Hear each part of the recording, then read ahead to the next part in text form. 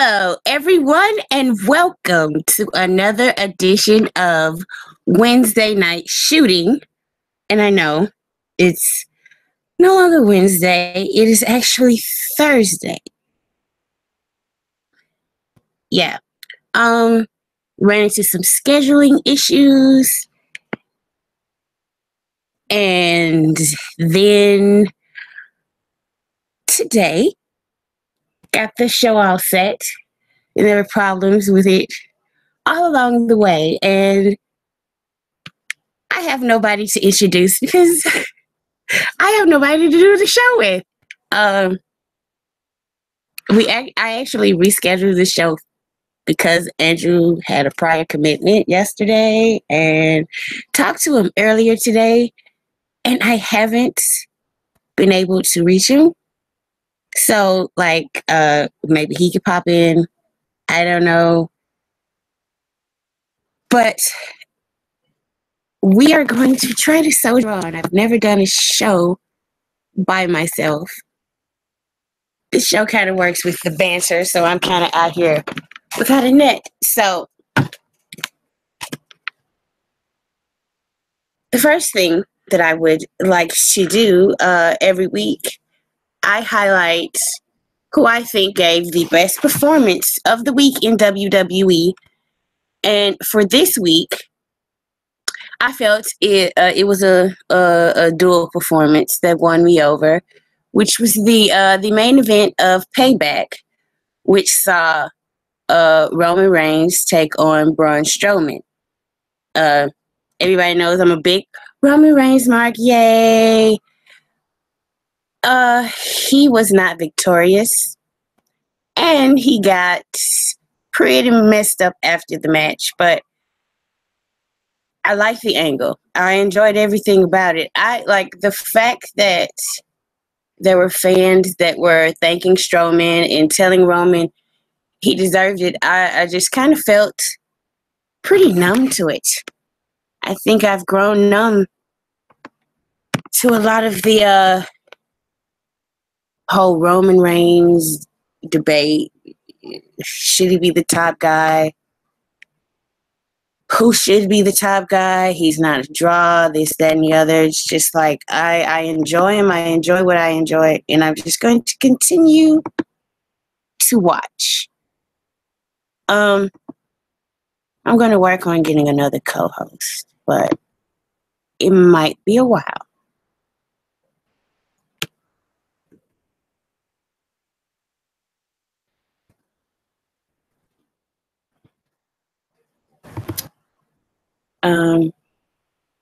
Checking the thread. So, yeah, everybody said I got this, but that's cool. You guys, you could ask me questions or anything.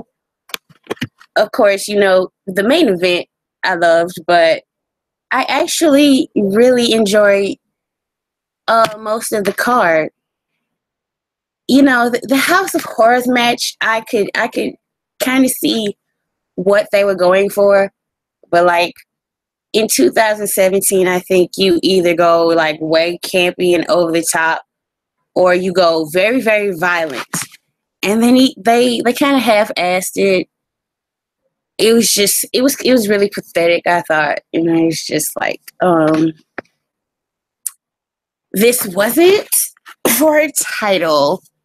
So, like, heels win clean all the time now. Alexa Bliss just won clean on the same pay-per-view. So I don't understand. Like, I get what they're trying to do with, like, gender coming to interfere, and they'll give heat for their match. But, well, like, what about Bray Wyatt? He's just flailing out here on the limb. It was so pathetic. And it's just like the thing where Kurt Angle, he came to talk about pretty much like, I think, yeah, it's the biggest angle on Raw is like Braun Strowman destroying everybody, and especially Roman Reigns. It's like the biggest thing that the crowd cares about. So Angle's out here talking about injuries, and like we're saying, well, what's next? we really don't know what's next because Bray Wyatt came out and just, I don't even know what the point of Bray coming out was. Like this, like I'm reading you guys. Yeah, he does look like a goon, Diamond Dogs. I absolutely agree. It's just like, and Kurt Angle, there's a gif of Kurt Angle just looking around like he's not very sure. It's a very real moment. It's like not kayfabe. He's like, he doesn't really know how he's supposed to react. Like, am I supposed to be scared or defiant? Because this is a joke, right? You know? So I found it's just, I really wish like, Bray should be taken off TV. I'm a very big fan of him, of the man, of Wyndham Rotunda. I really am, and I think there is something there. But I kind of feel like Vince wanted like a successor to the Undertaker because he knew Undertaker was getting older and eventually he was going to retire, and so he wanted to bring like another supernatural guy in, but he just fucked it up from the beginning. I don't even think Bray should have ever been supernatural. I think he should have just been like a master manipulator and a seducer, you know, somebody who can tap into somebody's dark side. There are people like that exist in real life, and they don't have to control thunder and lightning for them to be scary. And I think also, I don't know how long Vince has actually been around real kids, because like the kids that he targets, like my oldest child is 10, so it's like he's still targeting these kids. And my kids, like, entertainment is so far advanced now that my kids laugh at goofy shit like this. These guys aren't scary. House of Horrors was hot garbage. Yeah, it was. It was hard garbage. Now, House of Horrors wasn't even scary. It was just a dirty house. And then Bray cut that promo this week saying Randy is trapped there forever. Yeah, he did say, thank you for reminding me of that, Matt. He said, Randy is trapped there forever. And I was thinking, I'm pretty sure I'm going to see him on SmackDown. And there he was on Smack. Like, Bray Wyatt is the biggest joke. And the problem is he's a joke and he's not even funny. Like, it's just a sad joke. It's like a joke. Would you please stop telling this joke every time he comes up? To the point where you kind of regret that character being inserted into things. Like, he is not the eater of worlds now. He is the ruiner of storylines. And Wyndham deserves better, because the character that he and Dusty created is not this person. This is a Vince McMahon. This is what Vince does. He's a great promoter. He sucks at creative. And he's jealous of other people who do have that talent. He wants to, he's some creative genius. No, you're a promotional genius, and there's nothing wrong with that. I also think, for some weird reason, like, wrestling made Vince McMahon super duper wealthy and famous. Yet he hates wrestling, like the weirdest shit. But yeah, so we're talking about House of Horrors, and that's who I wanted to just call to the front of the class. Like, everybody that's responsible. And I also want to say Bray, because there are 4 people that Vince, 4 of the newer guys that Vince says, yeah, he thinks that they are cut out of the same cloth as the older wrestlers, and they grabbed the brass rings, and that was pretty much the Shield and Bray Wyatt. So if Vince wasn't just pulling names out of his ass, like, what is Vince's definition of grabbing the brass ring? Because I don't see it with Bray. he should like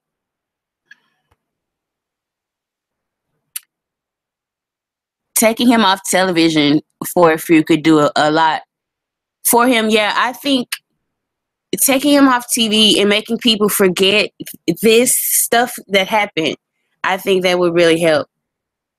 And like I don't think he has to win matches. He has to affect people.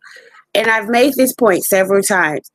Like WWE doesn't really want to change their characters that much. Like for, John Cena is the same guy. And it's always funny to me because like I never was a Cena hater. I was just never that into him. And I'm still not that into him. I mostly like him because he dates Nikki Bella. That's just the truth. But like his character never fucking changes. And he does the same thing over and over. And he has the same story over and over. And his opponents say the same things to him over and over. Like he never fucking changes. It's like fucking Groundhog Day with John Cena. Even like the good stuff that he's been doing on SmackDown, it's the same fucking story over and over. But, it's okay now because John no longer has to absorb all of the hate. Somebody else has it. So he can be appreciated for what he's doing now.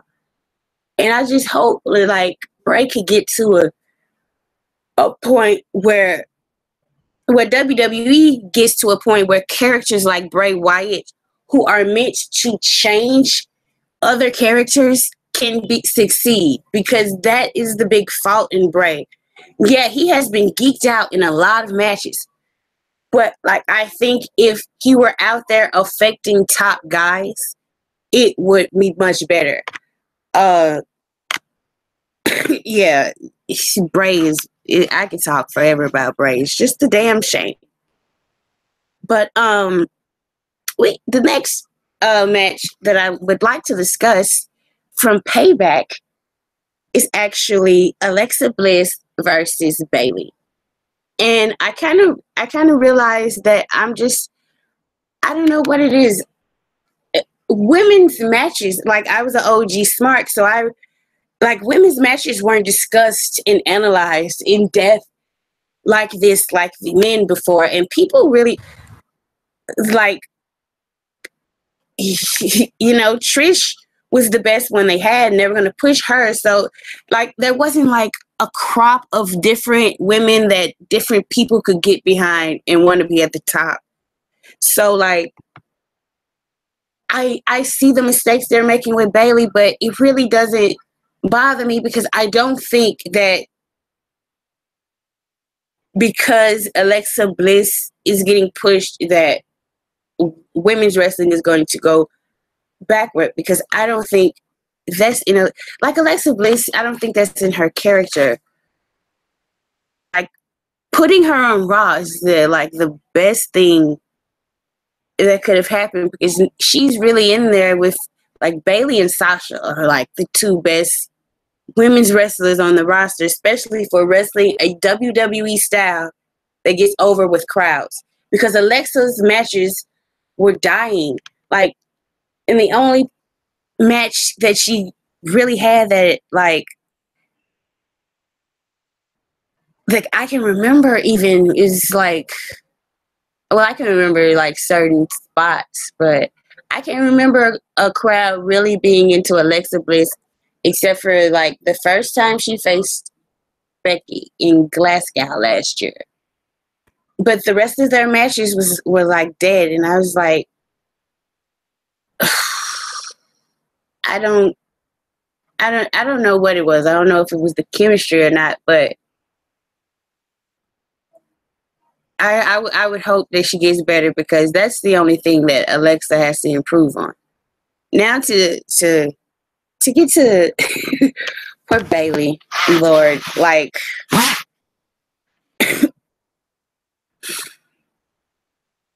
I think Bayley's just going to be like the kid. At a certain point, I kind of feel like she might get rejected, because there are two way cooler options for like grown men in Sasha Banks and Alexa Bliss.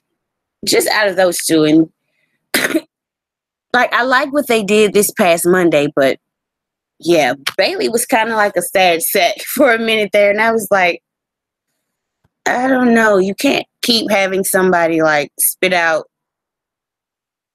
like fire on the microphone against somebody and they fail to. Please stop putting her in promo battles with people. Like, as I said, yikes. I can't get over like the need for everybody to just like do 20-minute promos when like this did not used to be a thing. Like Stone Cold very rarely did 20-minute promos. Wait a minute. Who is this? This is Mr. Big Money Drew. I am being joined. Thank you.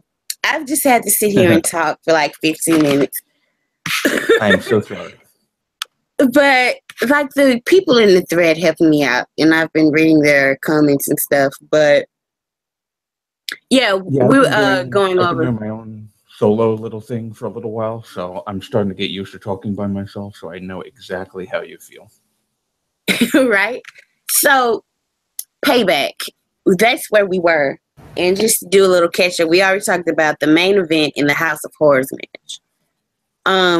So what we just really, you can go and give your thoughts on, Braun Strowman versus Roman Reigns first. Okay. Well, yeah, I like, well, I don't think a lot of people do know, but we constantly talk about Roman all the time together. Yes. And, we love Roman. I love Roman. I'm just not a huge fan of the character right now. I'm very much in tune with the guy, for sure. Joe Anoa'i. I don't exactly know how to pronounce it, but I don't think anybody but them do, so that's okay.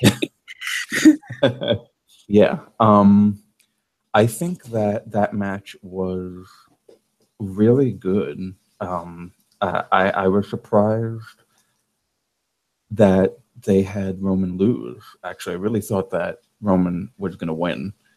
Well, people who listen to this show, they know I already predicted he was. Yeah. Yeah, and I love how they portrayed Braun in this match. I wasn't really a fan of what they did before, like the past couple of weeks. The dumpster match, I think that was silly. What did you like the ambulance stuff? Because that made me stop watching for a minute. When he pushed, oh no, I felt traumatized when he pushed over the ambulance, like legit, for real. I did not like that. Yeah. Well, I mean, I kind of feel like, and I talked about this on my own show, I feel like they did this in the wrong order in order to sell the pay-per-view. Yeah, I agree. Yeah. But like, I guess, like, if he does it, like, first, Yeah. And then the ambulance should have been, the Monday before Payback, so that we're like, wow, this is going to be a big deal. But of course, timing with Roman's brother sadly passing away, it probably wouldn't have ended up happening anyway. So it probably better to happen the way that it did. Yeah. But I really enjoyed the match. I thought that was a really decent main event, because if the House of Horrors main evented, boy, that would have been a real sour note for the end of the show. The crowd hated the recorded part of that match. Like, they audibly booed anytime the video package went to it. But, like, when they got back in the arena, like, they were okay with it. So, like, it was weird to me because, like, this is the same crowd going delete, delete. So you don't know what the fuck you're chanting, do you? Oh, well, the WWE crowd, of course, they're sheep.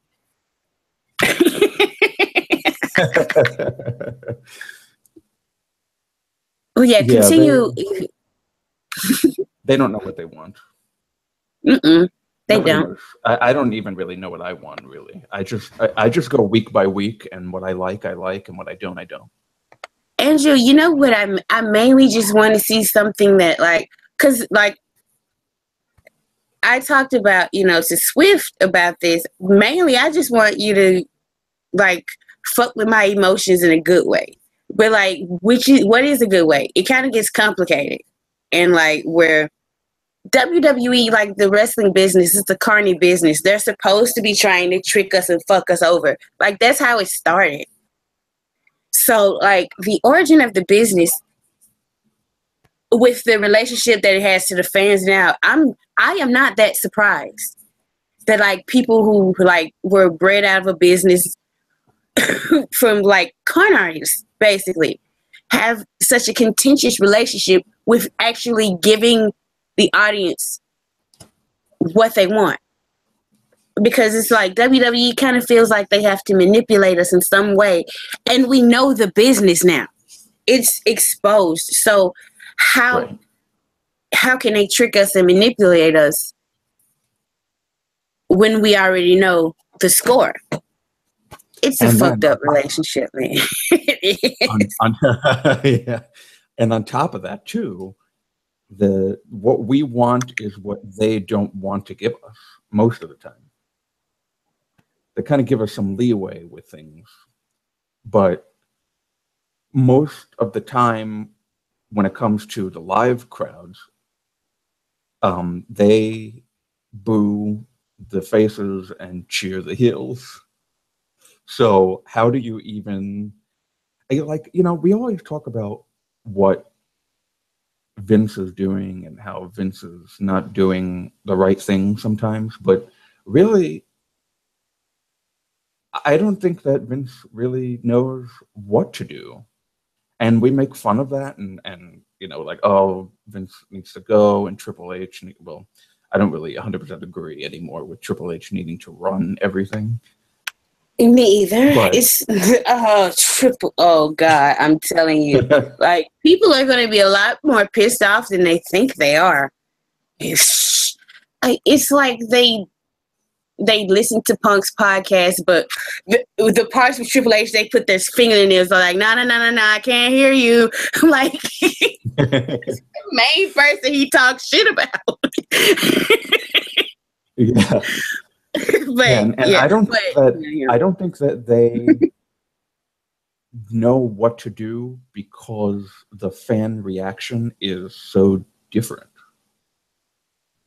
Like they go by what they know, and now they have to essentially change what they know, and it's hard to do that, especially and then you have to factor in when somebody gets injured, and how do they push this person properly? Most of the time, the person, that the fans are not going to like who they're pushing, and I would never want to be in this position. no, it does suck. Let's you caught me when we were talking about Alexa Bliss in Bailey. And like I was fine. I know some people were upset that Bailey lost and she should have had a long reign. And I always was apprehensive about Bailey, even when she was in NXT, because I was always thinking like, I just don't like Vince. Hearing this, like I listened to Jim Cornette shoot about WWE and Vince and Kevin Dunn salivating over Sable because that's their idea of like a real woman. And like Bailey could not be any less Sable if she fucking tried. So I think she'll be for the kids, but I don't think like if Vince is going to try to sell it, she's going to be like New Day, but she's not mid-card face. They're going to try to replace hers. Like, if Alexa keeps getting cheered, they're going to turn her. Yeah, I can see that happening. And Mm-hmm. their match at Payback, it was pretty good. I mean, you know what it is? Alexa is showing us, to me at least, she's showing me, I'll say, because I didn't hear what you said before, but you can tell me what you said. To me, Alexa is showing everyone how very limited the Raw women's division is when it comes to promos and wrestling ability.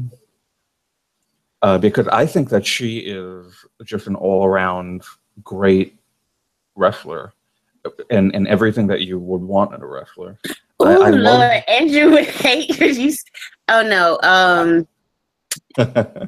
He would be like, in ring, he would go it. Well, see, here's the thing about Alexa in her in ring. She doesn't have to. She can wrestle a match, and she's like Ric Flair, right? Where it's like she doesn't have to do flashy moves because she tells a story during her matches. And like, I'm a person who's big into psychology. Like, I like cruiserweights, but I'm really not going to get into cruiserweights unless they're like great, like Rey Mysterio or Eddie Guerrero, you know. But like every 205 Live, like I tried and I kept falling asleep and missing Talking Smack. So I was like, I watched something else before Talking Smack comes on. Yeah, I haven't watched 205 Live for weeks, so I understand. I've watched little bits that people tell me are good, but it's still like, it's okay. But like, I've always been kind of a size queen, and I like the little guys. But most of my favorite wrestlers, except for like Brett and Sean, were like pretty big dudes. Yeah, but Alexa the way she carries herself, the way she talks, I like. For wrestling to be like, The Rock is the biggest fucking wrestler ever, and please miss me talking about his technical skills. You know what I'm saying? Mm-hmm. It's about telling a story. It's about captivating an audience. And Alexa Bliss, like, the only person that I think in the division that matches her is Sasha Banks. Yeah. Those two have, like, I cannot wait till they feud, but I think they're going to push it. Like, I think they felt it in that tag match, that first tag match that Alexa had, and her and Sasha got in the ring, and like the crowd felt it. Like, everybody felt, like, everybody thinks they hate each other, but it's just something. It might be like HBK Brett type of thing, where it's like, I want to be the best. No, I'm the best.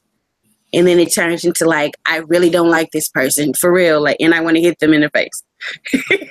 Yeah. And it's things like that that have always been compelling. Like, I always ask people when they talk about the stories in WWE, like, where is this great era of storytelling? Point me to it in WWE, because I'm a writer, and let me in on a little secret. They've never had a great era of storytelling. Never. Mm-hmm. Yeah, I agree with that. Ever. Where like all these great, as a WWF fan, long fan, I've been like, at the most, like maybe 80% satisfied with the company. And that was like WrestleMania 20. And it like lasted for a month. So, you know, yeah. Yeah, my wrestling fandom only really started in the PG era. So and late into the PG era, not like 2009, 2010. I'm talking 2012. So my first, actually, well, I've said it before elsewhere, but I stopped watching around 2000. I was really only like piggybacking off of somebody that I knew. So I didn't really know the WWF that well, but I was a real big Stone Cold Steve Austin fan just from back then. I was only, I was 9 years old. So, and then I took a long break very long. And my first show back was a Monday night after WrestleMania. I think it was 28 or 28 or 29 when Brock Lesnar came back and F5 John Cena. That was my first show That was back. after 28. That was after 28. That was like part of Cena's worst year ever, but he still fucking won the match. Yeah. Yeah.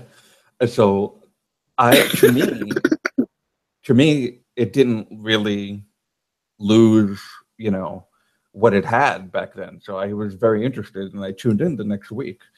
And that was my Mark days, where I was just completely into what John Cena was doing, and I was cheering him on. I had known John Cena from The Marine, but I never watched WWE.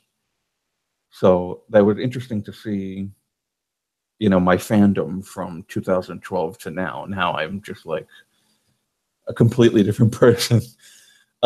Just a jaded ass, cynical ass Mark.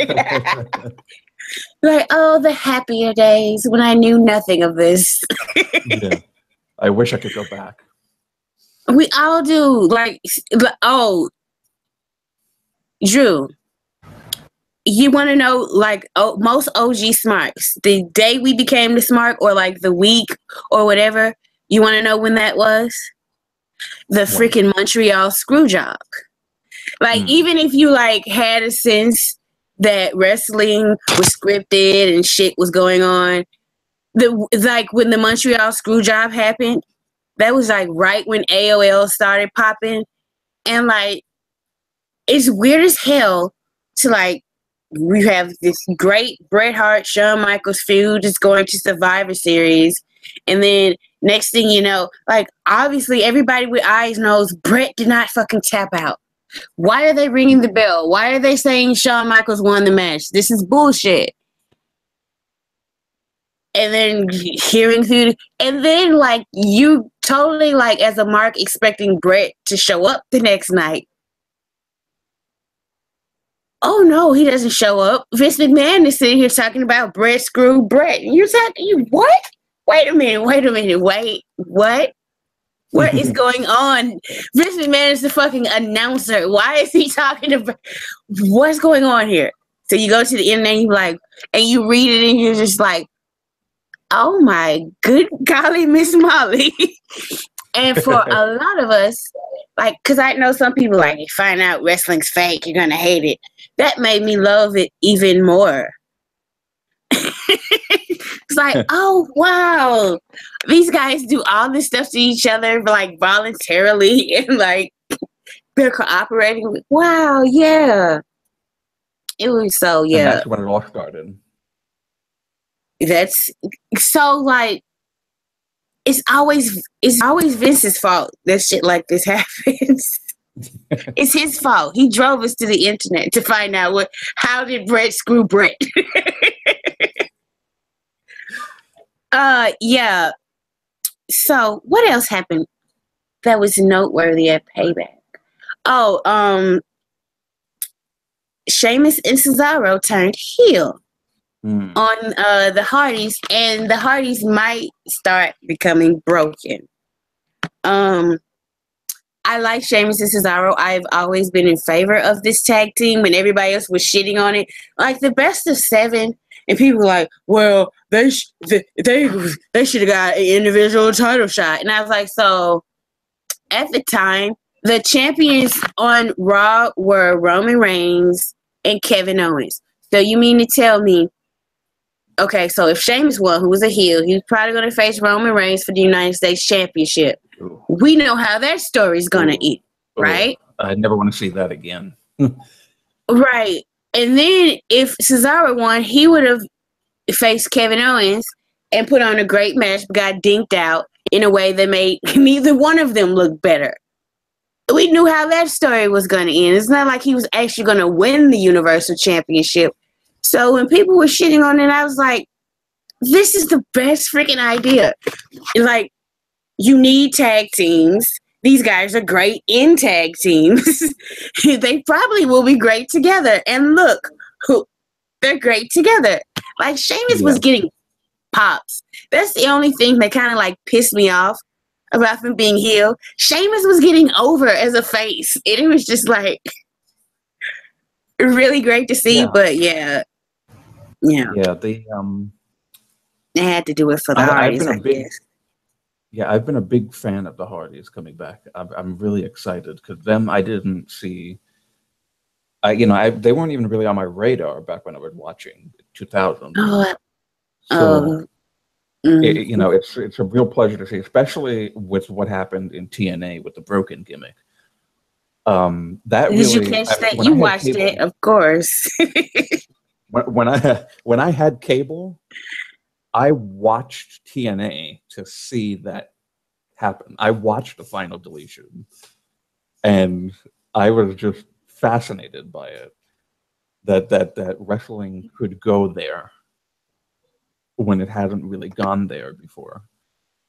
And yeah, so now Sheamus and Cesaro attacked them, and this past Monday, when Matt Hardy did that delete thing before charging the ring, that's the first time they actually acknowledged the broken gimmick on TV. Like they actually zeroed in on that. I think you're breaking up, Drew. Am I breaking up? Uh-oh. Yeah, you're breaking up a little bit. I'm trying not to move. You. You can hear me? Oh, okay. Yeah, I really do appreciate you doing this with me, though. That's no problem. You caught me really at the right time. I literally just walked in the door when you asked me to come on with you. Yay, lucky me. I was like, well, I have two Andrews on the internet that I love talking about wrestling with. I can't get one. I'll get the other one. Yeah. Thankfully, you were the first person I thought of. So thankfully you're available. Yeah, go ahead. Yeah, my rebooting failed me the first time. So I had to do it really quickly the second time. And thankfully I was able to come on. Hopefully my breaking up is not my internet going out again, because I don't want that to happen. So yeah, I'm happy with what they're doing with Sheamus and Cesaro now. I think a heel turn was probably the best thing for them to do. And like you said, Sheamus was starting to get over as a face, which I find hilarious because literally like a month before, yes, nobody cared about him at all. At all. And to be honest with you, I was one of the detractors that didn't like Sheamus and Cesaro as a tag team after the Best of 7, but they slowly started to sell me on it until Payback, and I was like, I tweeted Mick Foley and said, I'm sorry I doubted you. That was the best tag team to put together in the moment. Look at me being a mark on Twitter. Yeah, so I was really happy to see that. And we haven't seen Cesaro as a heel for about, I think, 2 years now. Or maybe just about 2 years. I think ever since he won the Andre the Giant. Yeah, since he won the Andre the Giant Memorial match, I think, at WrestleMania 31.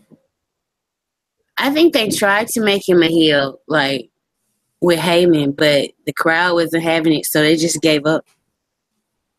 Yeah, that didn't last more than a month, I think, that little Heyman-Cesaro pairing. But yeah, I mean, I actually was, not a fan, but I was paying attention to what he was doing when he was a heel. So I like seeing that, especially when a babyface turns heel and they change up everything about them. Like, I'd like to see new music now and just like that kind of cockiness come out of Cesaro. So I'm hoping, that they do well by it. And so far, so good. It's only been, 1 week, but it's made me interested in watching next week and seeing what happens.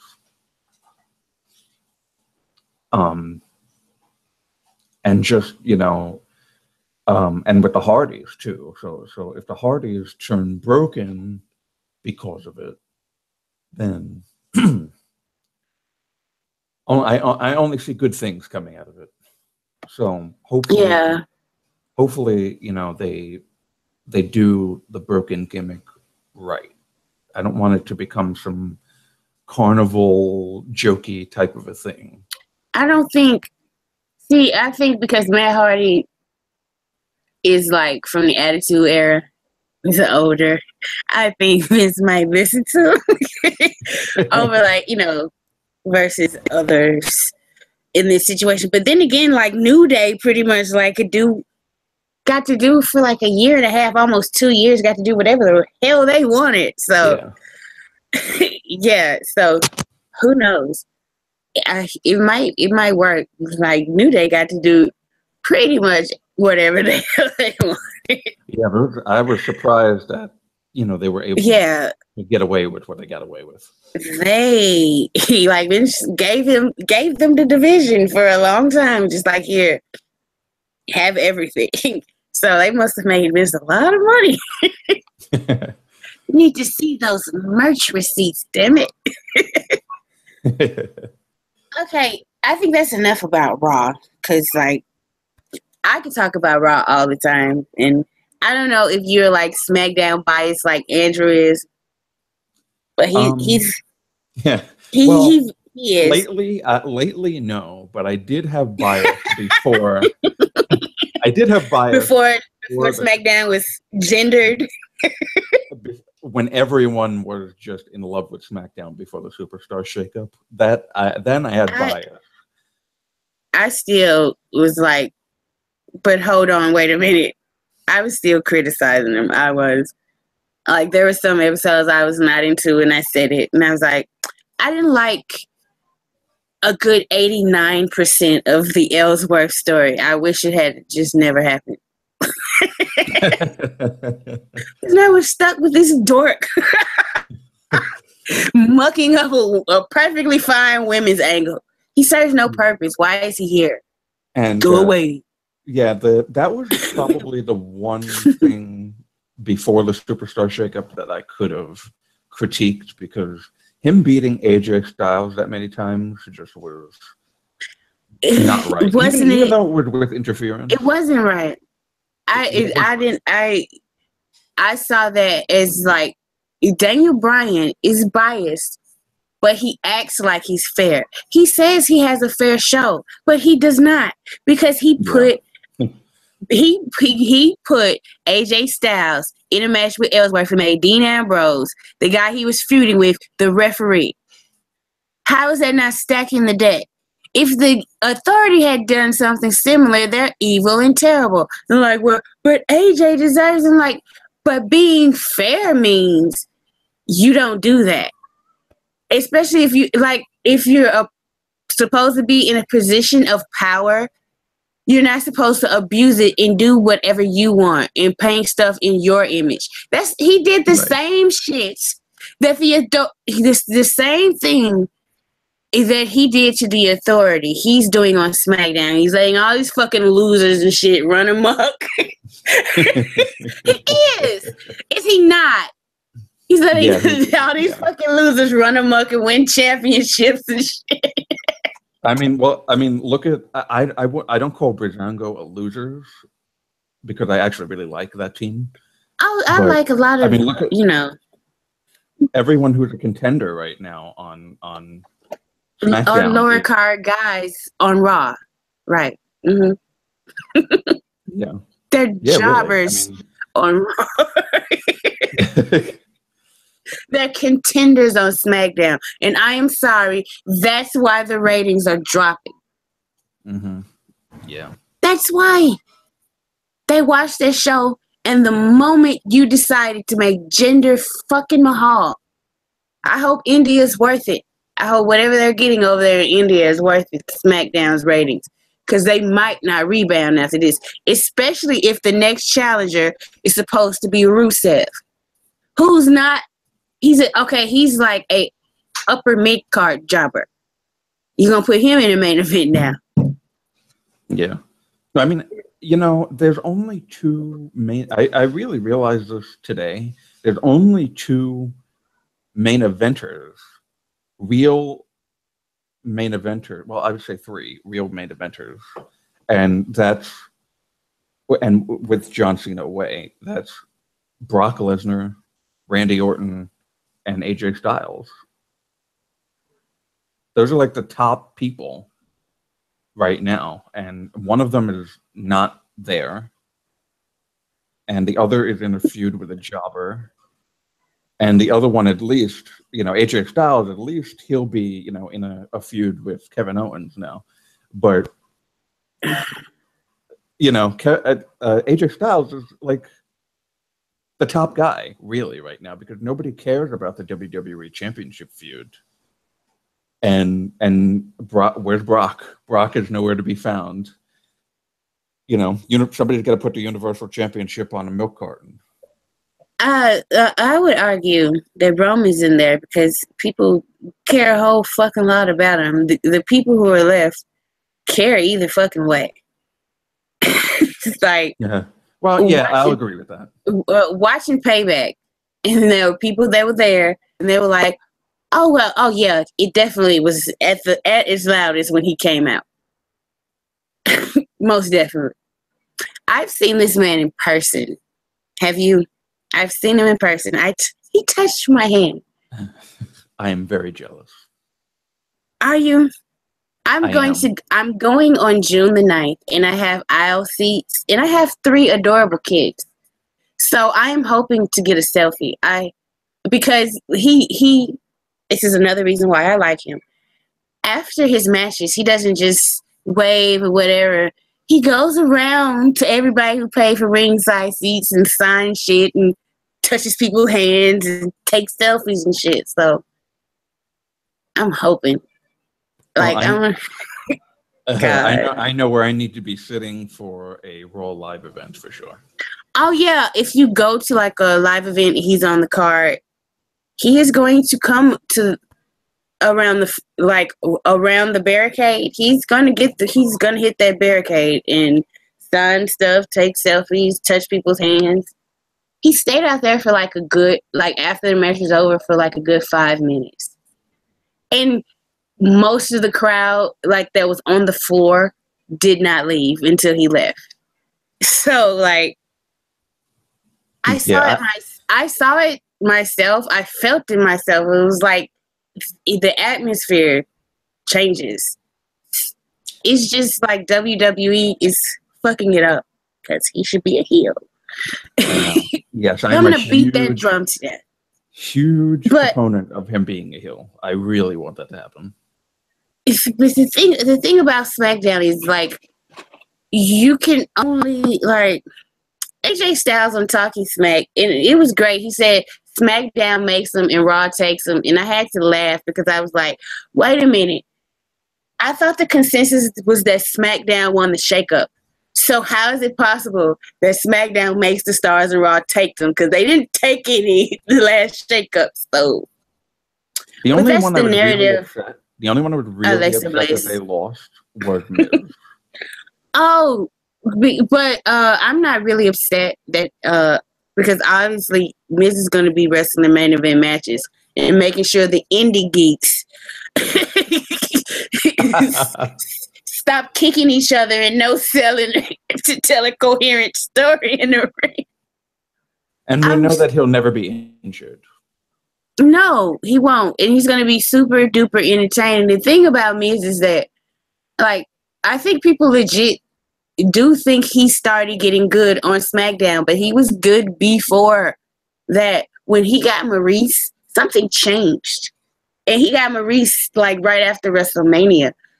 The brand split didn't happen until July. That's 4 months.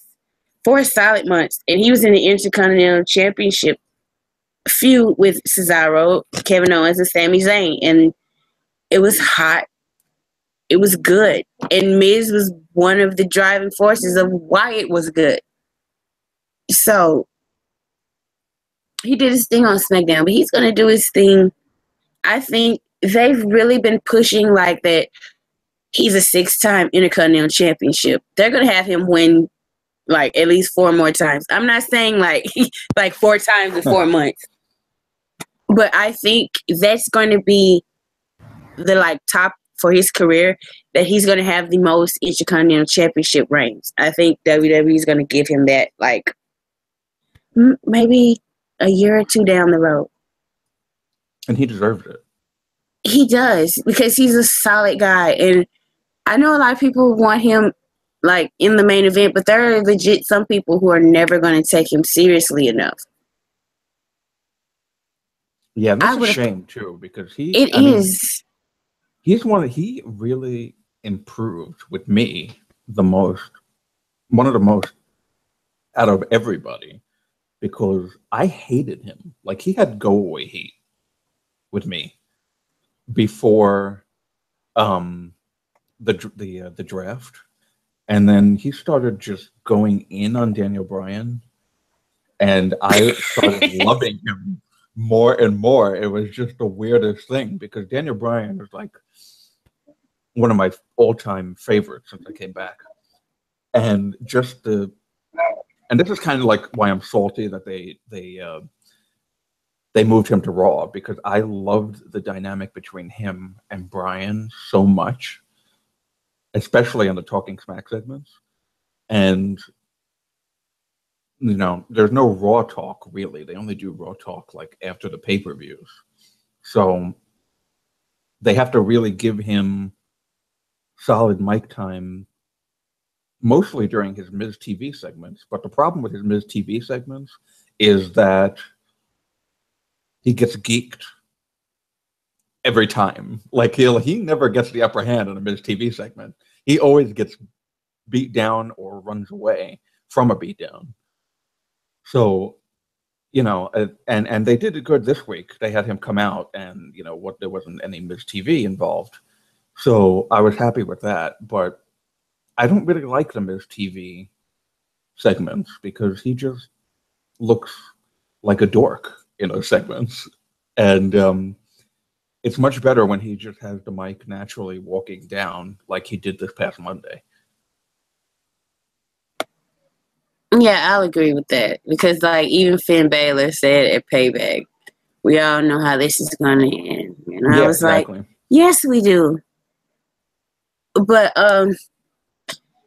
yeah, the only thing that right now I'm really excited for on SmackDown is the whole NWO type thing that's going on. What did you think about that? Did you think that you know, Becky teasing that she was going to join the welcoming committee? The welcoming committee. This, you know, and then she doesn't. This is a shame that Swift isn't here right now, because I was looking forward to hearing him talk about this so much. Because he was selling the shit out of this angle in the Daily. Just being so into Becky turning heel, and that his tweet got put on the scroll last week during Talking Smack 2 weeks ago about not trusting Becky. I think that was just hilarious. And I, for a split second, I thought, is this actually happening? Yeah, me too. Kind of like as she was shaking the hands down the line, I started going, this is like that classic babyface thing that they do, where they try and trick the heels into thinking that they're going to join them. And then when she got to Ellsworth, I knew immediately. Like that little, like, yeah, come here. Let's do a hug. I just knew. I was hoping for like a suplex or something, but I was happy with what we got. But, you know, and a lot of people are saying that it wasn't good that she, you know, tried to fight them, and then they just beat her down. But I think isn't that like the story that they tell with her all the time? Is that she's one of like the classic underdogs that always gets beaten down, and Yeah. then when she rises from that, she gets her big moment and everyone's cheering. So I didn't really mind that she got beat I down. think the issue is that Becky has never gotten that big moment yet. And that even this is in service of Charlotte's big moment. Mm, yeah. Yeah. That's the concern that like they're gonna push they're pretty much going to do on SmackDown what they did with Charlotte on Raw, except this time she'll be a face.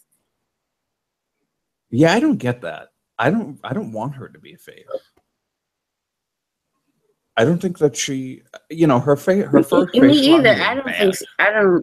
I don't it's not even that. I just enjoy her character and I would like to see that character, because that character can't be a face. You have to change it fundamentally in some way. She has to learn some lesson or stop being so arrogant, you know.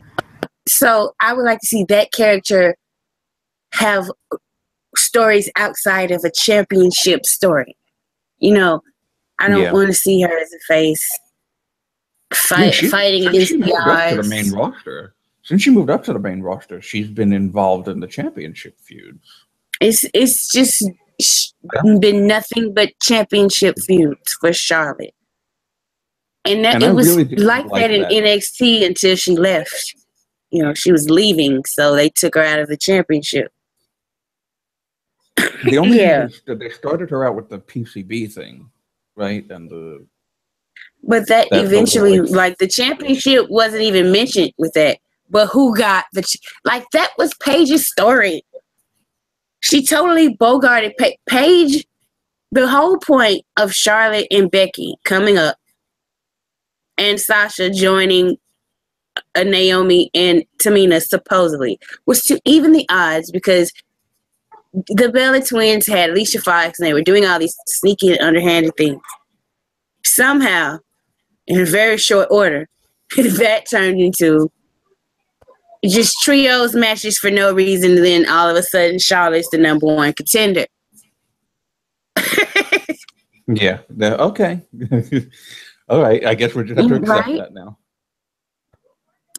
Obviously, but I don't think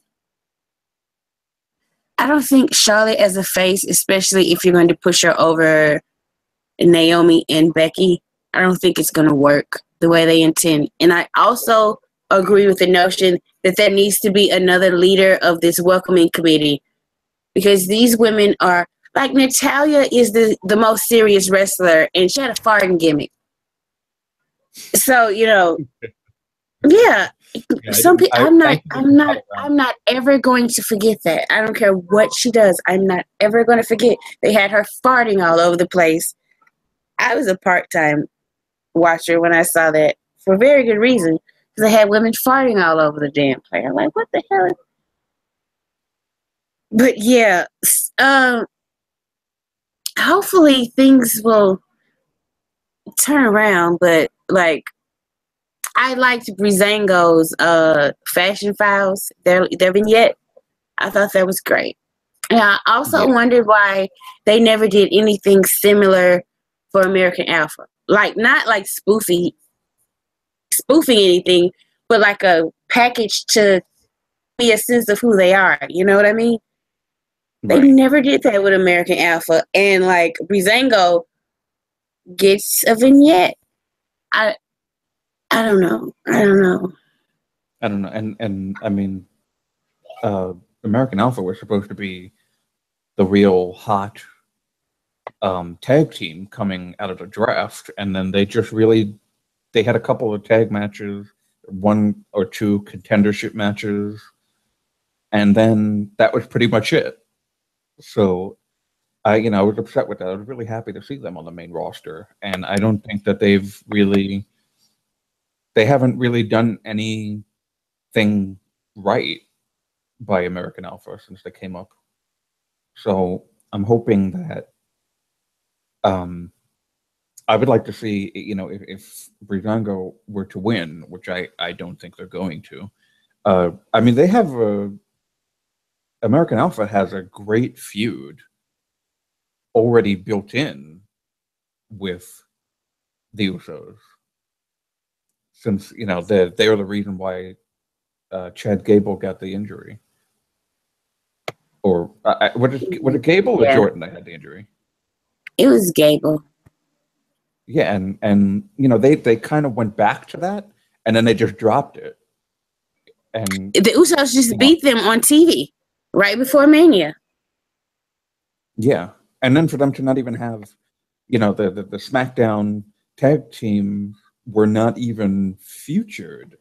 Yeah, that show was the show was long enough. Like, I'm not gonna complain about anybody who did not get anything special at Mania. Like, seriously, if anything, less people need to get time at Mania. Like, I'm dead ass serious. Like, Alicia Fox does not need a moment at fucking Mania. Sin Cara doesn't need a WrestleMania moment. I'm fucking sorry. Like, yeah. I'm serious. Everybody doesn't need a fucking WrestleMania. This is a special show of the year. Fit them on the B show. That's what the fuck the B shows used to be for. Like, I wasn't even able to watch all of it, but I didn't watch most of the pre-show. And then, like, something happened where, like, my cable went out. It was just out in my area, and my internet was out, so I couldn't watch. And then I just took a nap. And I took like a 3-hour nap, and I woke up, and WrestleMania was just ending when I woke up. And I was like, it went off in the middle of WrestleMania. Well, it couldn't have been. I guess it was the middle. But, like, some of the, I mean, it was a good show. It was good, but it was just, yeesh, so long. It could have been 3 separate shows. Have you watched it back? Have you watched all of that show back? Have you? Because I have not. I've watched like certain I haven't parts. watched a second of it back. Oh, you. I can understand, because, like, there was a moment where I had wrestling overload. Like, that next week, I think the next week I watched Raw, because that was the ambulance thing, and I was like, you know what? I'm gonna check out for a minute. Okay. Yeah, they did really, really well with Roman right after he retired Undertaker. Oh, fuck. I don't even want to think about that. Yeah, I don't. I know. I don't even want to think about it, because this is like one of those Chris Jericho beat The Rock and Stone Cold. Like, years from now, nobody's going to really be talking about how he got geeked out after he beat The Undertaker. They're just going to be like, he retired The Undertaker. Okay. What the fuck ever. That's how WWE does shit. So, is there anything from either show you want to discuss before we move on to an unfortunate subject, but, we cover these type of things? Well, I'm a huge fan of Kevin Owens, and I was really happy to see him. I didn't really understand why they made him lose at Payback just to win it right, the United States Championship right back on Tuesday. But I'm guessing, I don't know. I'm guessing Jericho is not going to be out for long on this tour, and they wanted him on SmackDown. I don't know. Yeah, it just didn't really make sense to me. But I'm happy he's got the U.S. Championship back, and he was quite brutal to Chris Jericho on Tuesday after the match. More so than I can remember him be like Sami Zayn. Do you know why they did that spot? They actually did that spot because that's how Jake the Snake took out Ricky Steamboat. So it's like, oh really? Yes, I didn't know that. Yes, that's why they did that spot. Okay. Oh well. All right. So that I appreciate that. That would make sense then. Yeah, but it was vicious, and for the first time, I was actually like, "Wow, Kevin Owens is a bastard." I never really like. I mean, I knew he was a bastard, but never like outright said out loud, "Wow, he's a bastard." That was just it was a vicious beatdown, especially right at the end with Jericho's neck in the chair right into the ring post. I was like, "Oh my god, I feel so awful for this guy right now." Um, but yeah, it was that was a great close to the show for me, and I'm just a huge Kevin Owens fan. So even though he's a bastard, I will always be a fan of his. Yeah, I'm a fan when he tries, but when he's a lazy bear and sits in headlocks for 5 minutes, I cannot do him. I can't. I'm sorry. When he's like trying to be cutesy and get the crowd to laugh at him and sitting in headlocks, I'm like, you are disappointing me. You're supposed to be my psychotic murder bear. I'm gonna need to see more murder bear out of you. So let's just talk briefly about the pieces of shit who are publishing, sharing, viewing Charlotte's. I guess, like, I have not seen a stitch of them because I don't go searching for shit like that. But apparently, there's some nude photos of Charlotte on the internet now. Yes, I heard those today.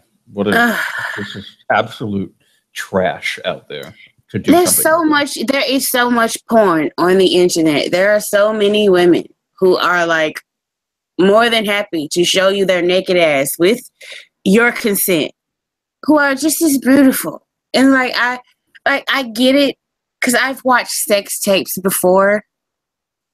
But most of those sex tapes, like, the people are like, well, it's going to be out there, so I might as well sell it myself, or certain things like that. But like, or I kind of think it's different. Like, if you send a picture to somebody and they own the picture and they publish it, it's different than, it's still a shitty thing to do, but it's different than if you're just minding your business and somebody breaks into your personal belongings and steal your pictures and like tries to get money for that. You are a thief. You're a piece of shit. And I hope all the bad things happen to you. Yeah, yeah, I agree. And I'm happy that they didn't have her toe the line and be like, "Oh, I'm sorry that these pictures came out." You don't have to apologize for that shit. I honestly believe like Vince is not a prude about shit like that. Like, anybody's like, oh, I wonder if so-and-so is going to get heat. Like, Vince doesn't know people fuck and take, like, these are good-looking young people. He'd probably be like, shit, if I look like that, I'd take pictures of myself naked all the time. It's fucking Vince. So, of course, Vince, he himself, at one point in his life, may have been a victim of, like, blackmail in such a way, with a certain something he didn't want to come out. Come on, he's rich as hell. Somebody's coming to him with something and trying to get money out of him. So, of course, this is all this is. It's people trying to make money off of other people's private lives. And Vince probably hates that these fuckers have to deal with that. Now, if they blow up like a Kardashian... Well, yeah, that was. You might think about it. He's like, hey, it might be your new gimmick. No, it's PG. PG. Stephanie would kill that. Stephanie's all about the branding and stuff. She's like, yeah, we can't do that. What if your kids Google it? Well, yeah, but I've never wanted anyone to apologize for something like that coming out, because you're only human, You can do whatever you. Yeah, I mean, it's not illegal, Yeah, Take pictures. and people people saying on Twitter, you know, just the most garbage humans out there. And they're probably, but these people, I would like them to like. Would anyone want to see you naked? No. Shut up about not taking pictures of you. Of course, you're fat, overweight, and gross. Of course, you're not going to take a picture of yourself naked. Charlotte is fucking hot. So, whatever. I've never done it, but like, I'm not going to judge people for what they do. I think that's self-love. And some people would be like narcissistic, but I only think it's like with Derek Jeter, well, like he probably looks at a picture of himself while he's having sex.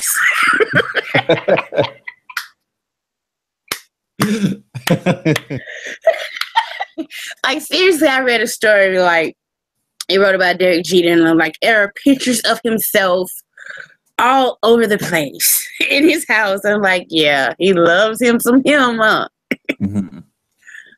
But I don't see anything wrong with if you want to take nude photos, you want to have sex on camera, you want to have a gangbang on camera. It's your life. I can't live your life for you, and I'm certainly not gonna judge you for being like, hey, this seems strange, but it's also appealing, and everybody consents. So like, if you're not hurting me, possibly at all by your behavior, I'm more concerned about, you know, people who want to fucking take folks' health care away. We won't get political. Yeah. We rarely get political, but like, really, this is what you choose to tweet about? Get a life. And like, there are a lot of dipshits out there, and of course there are. Look who our president is. But well, yeah, I mean it's and speaking of healthcare, that's a huge thing on my plate right now since I'll be turning 26 in a few weeks. Yeah. So yeah, that's let's, you know, it's 2017. Let's stop the bullshit and let's just be humans and treat each other as humans and let people be what they want to be and let people have health care. It's not, it's not Jesus will love you if you let people do this. That's no. Here's my thing. The people that really care about paying for other people's health care, they have no problem with like the government is spending like millions of dollars on like the biggest fucking bombs and airplanes and shit that they've never even fucking used. There's legitimate like aircraft carriers worth millions of dollars that have never taken fight and never participated in a fucking war. But you care about if little Johnny is going to get his parents get up and pull him by his boots. Like, people are so fucking selfish. It's ridiculous. And it just does bleed into wrestling because there are some fans who are so fucking selfish. Like, I understand you paid for your ticket and that's great. But I'm hearing way too many stories lately of other fans who said that the reason why they didn't enjoy going to a WWE event isn't because of the WWE, it's because of the asshole who is sitting next to them. Yeah, that hinders me from going to events because I've heard. It's lovely down here where I am. We're all marks. We're all marks. We boo the good guy. We boo the heels and cheer the faces. But yeah, I've heard way too many fucking stories of these people are saying my kid was cursed at for liking this wrestler. We were shouted down when we cheered this person. This person was just drunk and acting belligerent the whole night. I'm like, really? Come on now. Yes, you paid your money, but so did the person sitting next to you. You can have some fucking respect. Yeah, I think actually that's all it is. Just respect each other, people. Brigade wrote this article this week. They got a lot of traffic and so many comments about this exact thing. And I think he was absolutely right. You have to have respect for the people around you, and to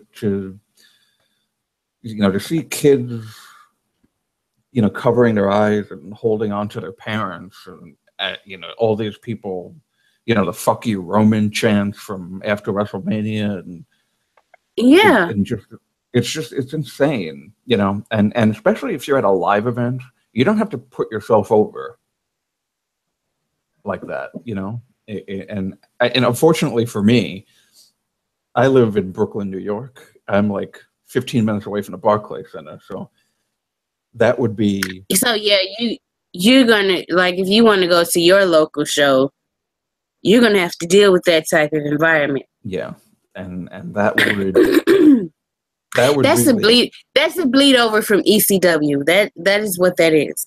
Like, I know people like, oh well, back in the days, wrestlers used to get stabbed. I was like, yes, that's when people thought this shit was real.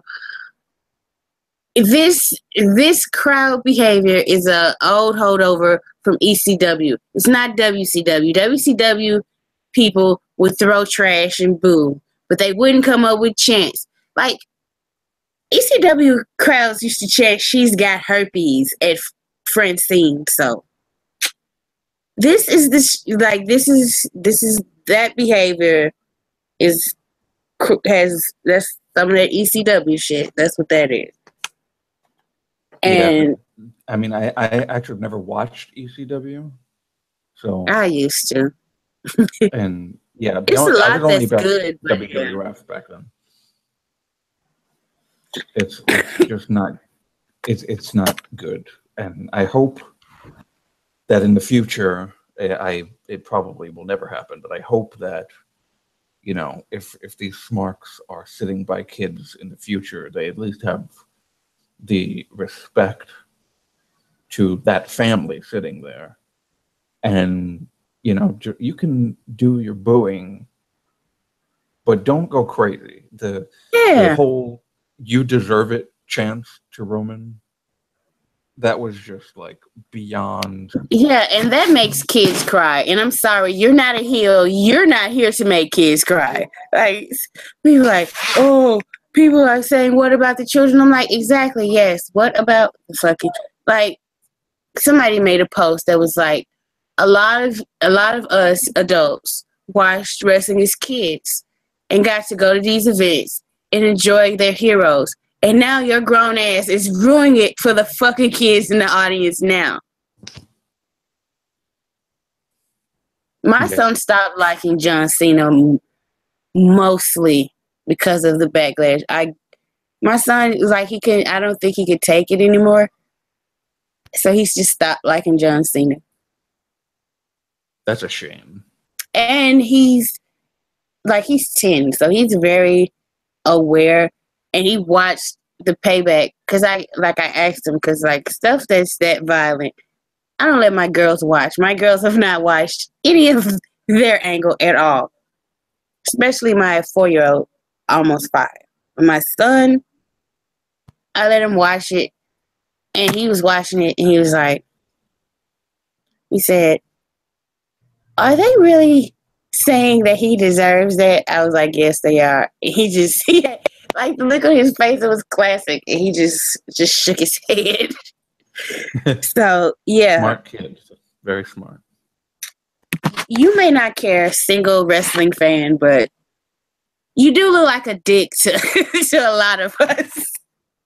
Just know that we're not upset with Vince so much as, like, yeah.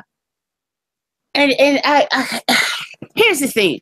Some people try to excuse it. It's like, oh, well, they've had so long without their choice as the top.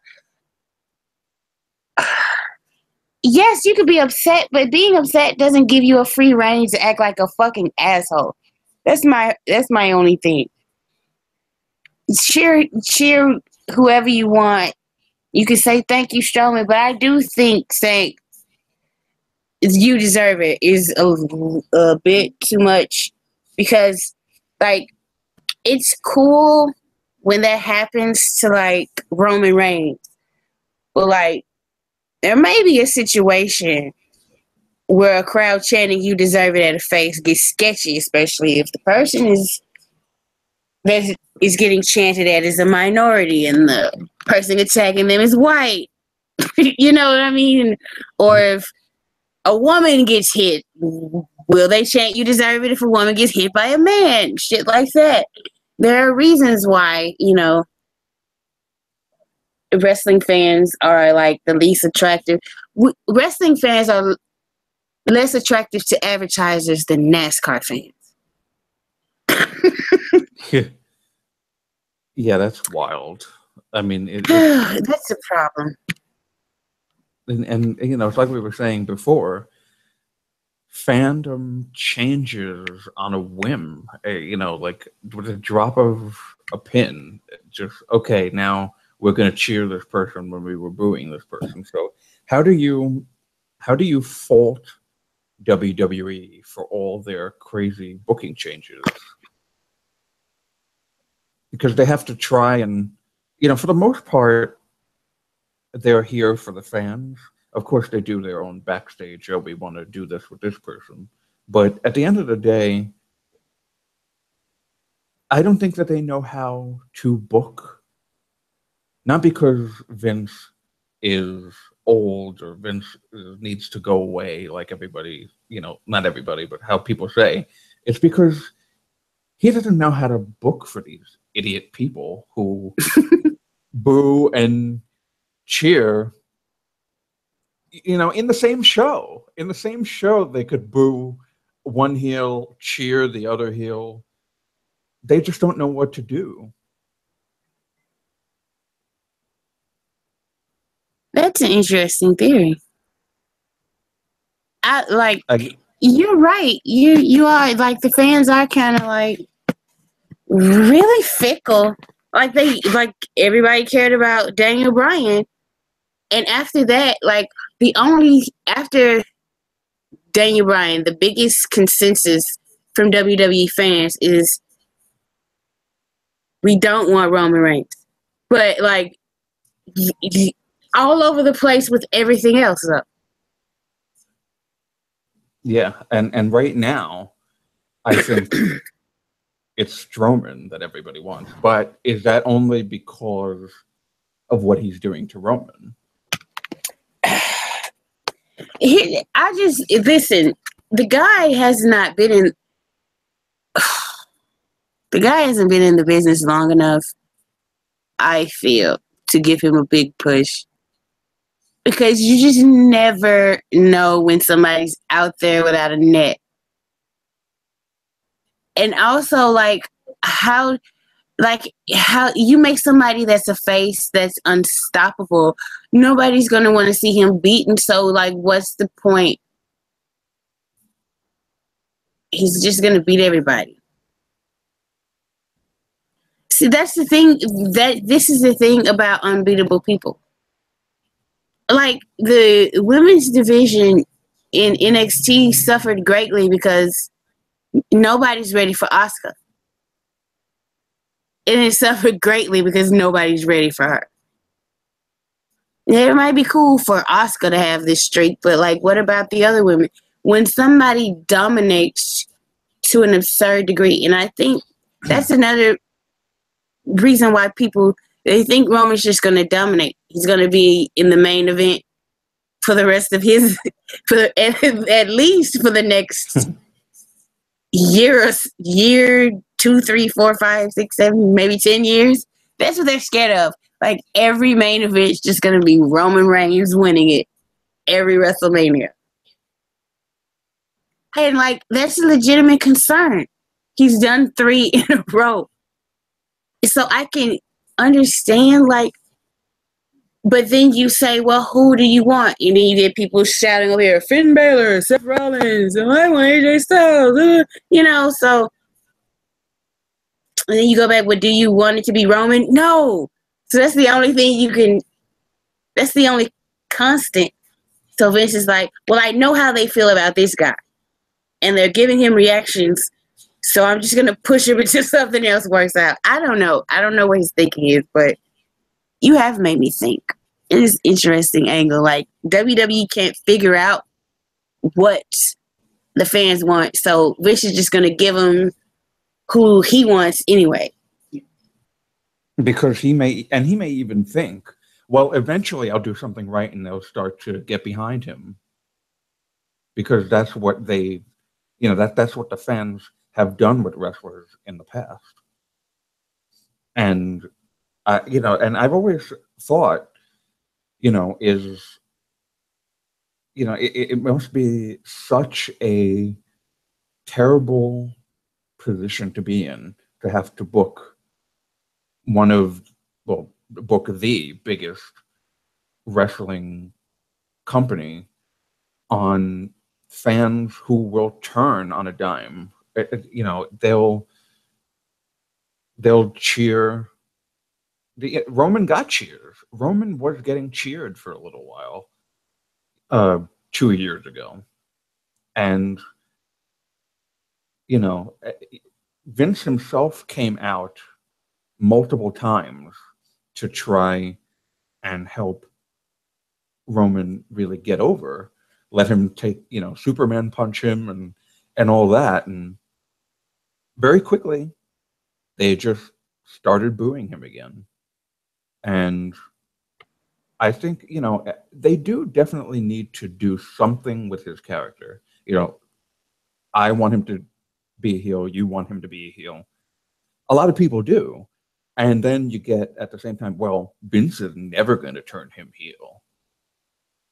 And, that may be the case only because of what the fans are doing. The fans are essentially making him a tweener because they'll like something that he does and then they'll boo something that he does. Yeah, I honestly, like, if they set it up and had Roman Reigns, he was in the ring with Dean Ambrose and he cracked Dean Ambrose with a chair. 50-50 if he's getting cheered or not. Seriously, 50-50. Like, some people like, no, they hate him so much.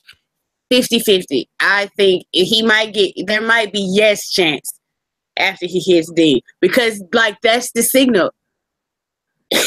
He's fucking turned heel, you know what I mean? It's a weird thing, but what I'm not gonna do is to get into, like, pointless.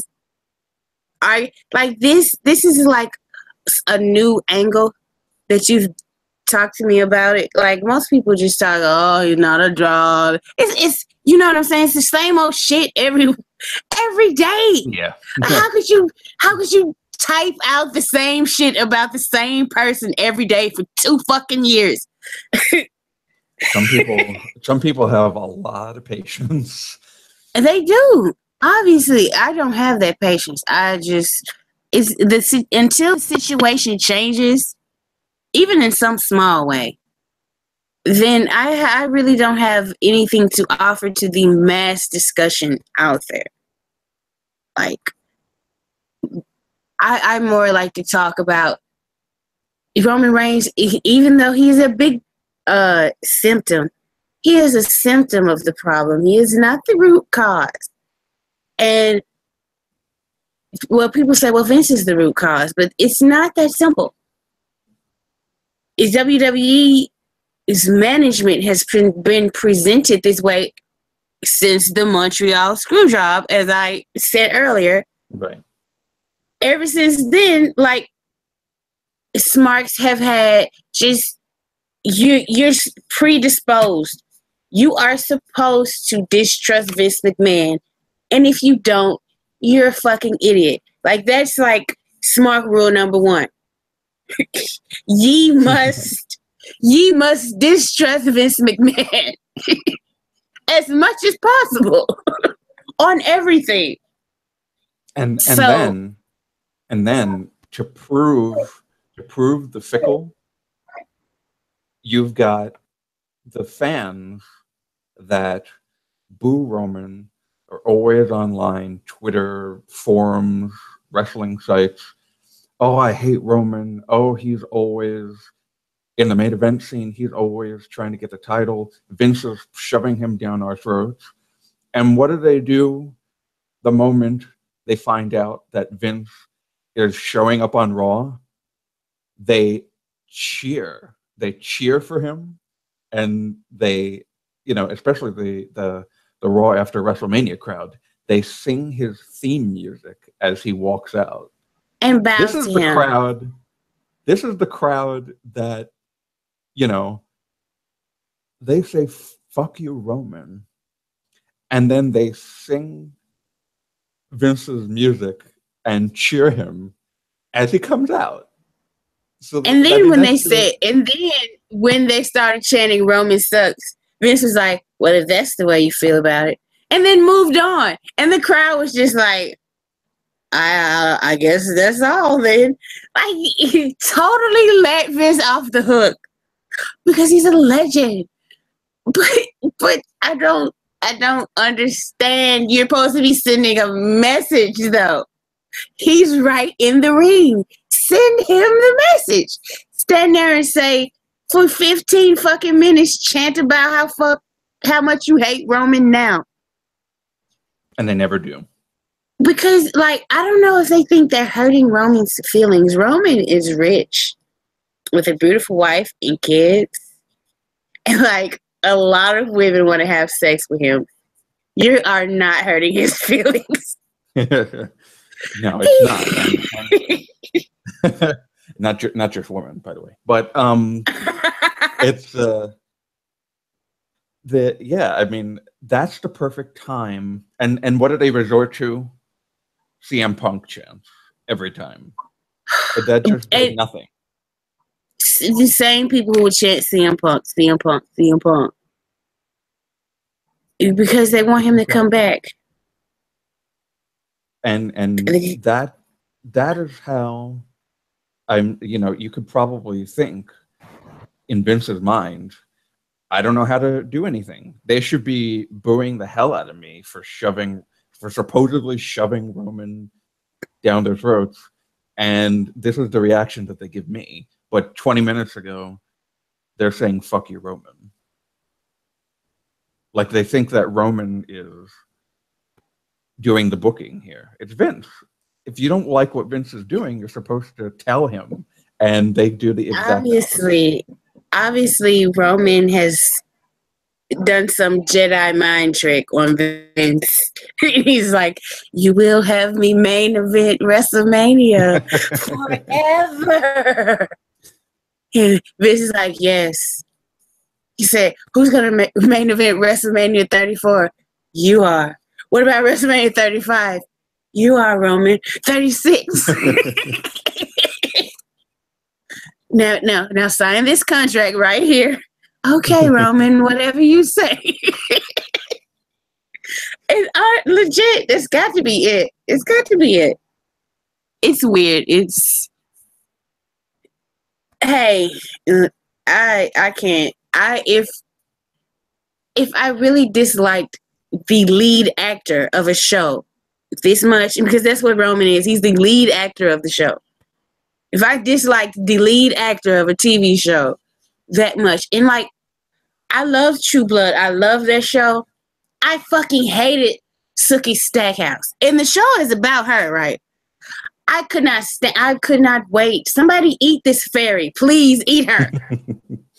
But like, so I can understand hate watching, but like, I don't have anything against Anna Paquin, and I didn't want to see her fail.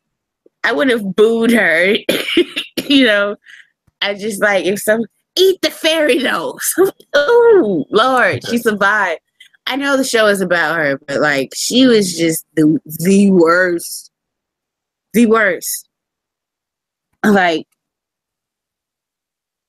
I don't know. It seems like an awful lot of energy to spend on somebody. Like, if I hate somebody, I want nothing to do with them, really. Like, in entertainment, like, if I'm just turned off on him. Yeah, and they're not entertaining to me. I'm not gonna watch them. I'm not gonna give them my energy. Yeah, You know what I mean? That's what I essentially did this past year. I just, before the brand split, I was just, I was pretty much just watching YouTube clips. I didn't even really care about watching the shows live. I used to watch Raw and SmackDown live before it was SmackDown Live, literally live, all the time, every week. I fought. Yeah. I fought to keep my cable subscription so that I could watch Raw and SmackDown every week. And once, before the brand split, and especially with Seth Rollins' heel run, I was out of there. I didn't even give a shit about it anymore. It was right around the that HR segment with Kane. I just checked out mentally. I didn't even care anymore. Seth, you know what? Seth Rollins people. Okay, here's my thing with Seth. People were like, pretty much blaming the reason why he's not as over now is because when he first came back, oh, he was so white hot. That's because people had amnesia. First, there were a lot of factors at play. People had amnesia and forgot how much he sucked when he was champion. Okay? They did. Also, Roman had just main evented again, and he had just beaten AJ Styles. He has benefited with being not Roman Reigns more than anybody that Roman has ever faced. Seth Rollins. If they turned him face 2 months later, I'm saying if he could not keep that heat as a heel for 2 months, the worst thing that's not Roman's fault. Yeah, the worst thing that they did was make him a heel when he returned from his injury. That was the stupidest thing I've ever seen. Yes, it was stupid, but Seth Rollins, that is not the reason he's not as over as he should be right now. The reason he isn't is because he's Seth Rollins and he is aggressively mediocre. Even his flippy shit isn't that good. Like, he worked for ROH. He was ROH champion. That's why I guess that's why he had an indie name and he was from NXT. He had a blonde streak in his hair. And I don't get it. I don't get these people who are still talking. He is obviously not a main eventer. I've seen enough main event Seth Rollins matches to know that he is not one of them. It's painfully obvious. This thing with Samoa Joe, I don't care. It was one of the only matches I really didn't pay attention to at Payback because I didn't care. I was ready for it to just be done with, and then he attacked him on Monday, and they're continuing it. So I fell asleep on a House of Horrors match, and then I woke up, and then I watched the Joe Seth match, and I almost fell asleep again. So I fast forward to the main event. Oh God, it's just not good. I'm not really happy with anything that he does. They need to have Seth and Dean really make up and put those motherfuckers in a tag team where they fucking belong. Okay. Yeah, I agree with that. And you're just reminding me now of something that I saw on Raw that I was super into, and that was Dean interviewing the number one contenders for the triple threat. And then he went to Seth, and they had that one moment where he says, where Seth says, they were talking in third person. And he says, well, Seth Rollins has, some new moves in their arsenal. Dean Ambrose might be surprised. And then Dean immediately, without missing a beat, says, nah, Dean's been surprised before. He won't be again. Right? And just that moment was so great. It felt so real, calling back to the breakup of the Shield, that I almost wish that Seth Rollins won the number one contendership match, because I wanted to see them go at it after that. That would be an interesting story, but it's obvious that WWE, since the Shield split, they are not interested in telling a story with that at all. Like, I'm automatically going to hate whenever they do decide to reunite for real, because they're just going to reunite. They're not even going to bro it out. Yeah, they had that one spot when they did the... I think it was the first Payback that they had, where they did that Shield spot after he turned to Randy Orton. On Randy Orton, yeah. And it's like, why are you doing that? They just want to throw these things in. Well, you know what? I called that spot, actually, but I understand, like, in a comeback situation, and I love the way the camera did it, where it's like, you could see one of them standing over Randy Orton, and the camera pans back, and like they all look at each other and like, oh shit, it's all three of. It was like a familiar spot. That's like, that ex you can't stand, but you meet him for drinks. Next thing you know, you're having sex with him. That was, afterwards you immediately regret it. You don't call him back. You're like, why are they texting me? I didn't even mean to do that.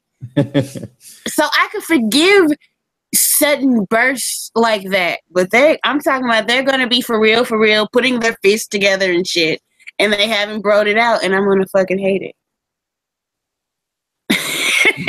I mean, it's okay at this point for them to never go back to it again. Well, this is my opinion. Roman's too good for them. Why would the fuck would he? That's going backwards. Why would he need either one of them? Why? Because Roman really is, even though, the reaction is generally negative, or, it's like, it would be either 50-50 negative, positive, or a little bit more negative. He's the one that gets the most reaction out of anybody. He was the one that made that group legit. And yeah, I mean, he, when he would get the hot tag in the Shield, everyone went ape shit for it. So I do agree with you there. I mean, he was he's not the architect, but he was the one that everyone was really paying attention to. Yeah, he was. And those two are lucky as shit they were in a group with him, because they're going to be booked relatively well just because they were in a group with him for the rest of their time in that company. They are lucky as shit that CM Punk was like, why don't you try 3 FCW guys? And then Triple H was like, oh yeah, people love to forget that part. Triple H put him in that group. Not Vince. Vince didn't know who the fuck those 3 guys were. Till they showed up with turtlenecks, and he was like, turtlenecks and batons. He was like, the fuck? And shields. Who gave them a shield? Who writes for this? Like, we're gonna show up with literal shields.